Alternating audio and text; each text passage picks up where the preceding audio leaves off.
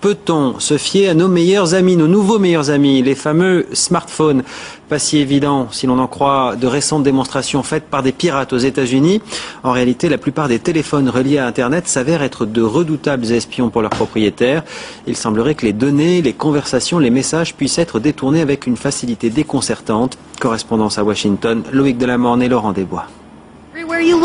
Ce reportage de la chaîne CBS vient de provoquer quelque effroi auprès des téléspectateurs américains. Michael Gregg est un expert en piratage informatique. Armé d'un simple ordinateur portable et d'une balise Wi-Fi, il s'est installé au cœur de Central Park à New York et montre comment il peut pirater les téléphones de tous les passants autour de lui. En pénétrant à distance le mobile de cet homme, il va rechercher l'historique de ses achats sur Internet et obtient son numéro de carte bancaire. Puis il piège la journaliste qui l'interroge. Piratant son répertoire téléphonique, il l'appelle en se faisant passer pour son patron. Sur le portable de la victime, c'est bien le nom de son rédacteur en chef qui s'affiche. Cela peut être utilisé pour se faire passer pour votre banque. Vous avez confiance, je vous appelle du numéro de votre banquier et ensuite je vous demande des informations très personnelles, comme des codes par exemple.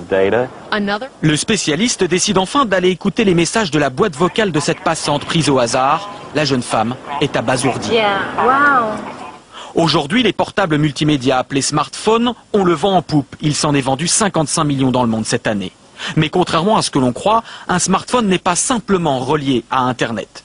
Ce sont tous les smartphones appartenant au même opérateur qui sont en réseau entre eux. En France, par exemple, un portable de Lille communique en permanence avec un autre à Marseille, même si leurs interlocuteurs ne se connaissent pas. Et c'est ce large groupe de portables qui est ensuite relié au réseau mondial Internet.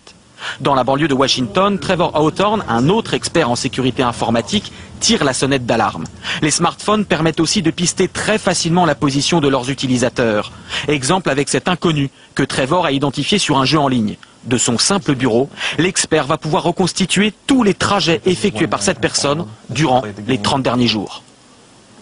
Le portable est l'instrument le plus personnel de chacun d'entre nous. Les gens l'ont tout le temps avec eux et on peut vous suivre à la trace. Les gens s'inquiètent de ce que le gouvernement pourrait faire pour pister les citoyens. Moi je dis qu'ils devraient s'inquiéter de ce que les compagnies commerciales peuvent faire avec ces informations. Pour se protéger, les spécialistes donnent 3 conseils. D'abord, ne pas craquer son téléphone portable en changeant d'opérateur ou en téléchargeant des logiciels illégaux. Ensuite, ne pas ouvrir des mails ou des sites inconnus. Enfin, faire attention aux jeux en ligne, surtout ceux auxquels jouent vos enfants.